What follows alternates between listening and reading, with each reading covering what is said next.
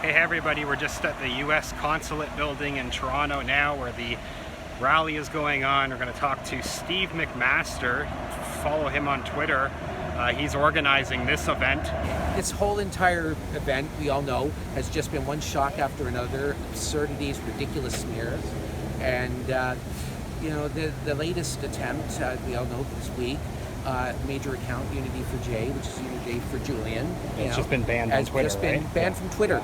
No reason why given, no explanation. There's been no comment of, as an account. It just passed along news about events that related to Julian. It never really gave opinions.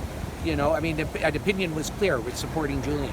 But never insulted, never went off on tangents with trolls and attacks and whatnot. It just reported events such as this. In fact, like the morning, it was their account was suspended.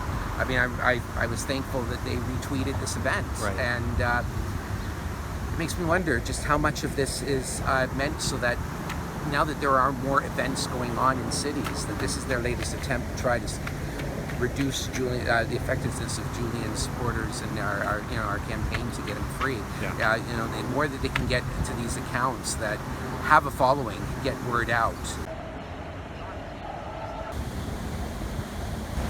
So we're going to continue doing this. This was a promise made to Christine Assange. This was a promise made to on behalf of WikiLeaks and their entire staff that they're not alone. That I had said. Just before the isolation, there had been talk about, because Julian had said some unusual messages that gave a hint that perhaps something was like something wasn't up and above. And start to really look into like what's going on, especially with Lennon Moreno. And it dawned on me, I said, it has to be stepped up. I say to people who are maybe nervous to come down. You don't have to stand here. Come observe. You can pretend, come down, observe, see what happens, and then you can see through your own eyes that there's nothing to be worried about. There's, and then come in and help participate. My goal and aim, my first goal and aim is that Julian is out next week. So that I don't mean to word this because I hate the thought that we're doing this in a very long-term way. But a goal has always been, I'd love to take it to the level where we can have speeches. We can try to get some spokespeople. I reach out to the media to try to get media attention, and we do have journalists. From Now Magazine, Peter Westerfield, he comes down when he can, and we've had yourself, and we've had some other. We had I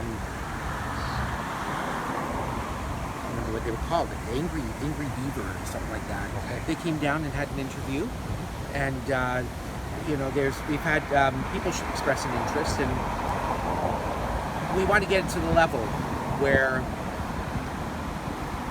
they know for sure the issue isn't going away, and just as well to create a community so that we can discuss ways, activities, because at some point it looks like social media is going to isolate us, that we're not going to be in such a great spot to communicate with each other. Mm-hmm. We'll need these kind of events to coordinate and keep in touch. If people aren't quite willing to trade phone numbers and go to each other's houses to discuss this sort of thing,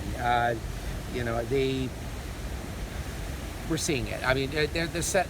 They've all but warned us that any influence in elections is going to lead to censorship, and so. It's clear that they just consider the word Julian Assange rally to be the type of words that interfere with elections. So we're going to find that kind of censorship. I don't think that we've hit high tide yet on this issue. I think it's just starting. We're starting to see the water come in. I think it's going to get worse before it gets better. And we got to stick it out until either their attention is turned somewhere else, or we win.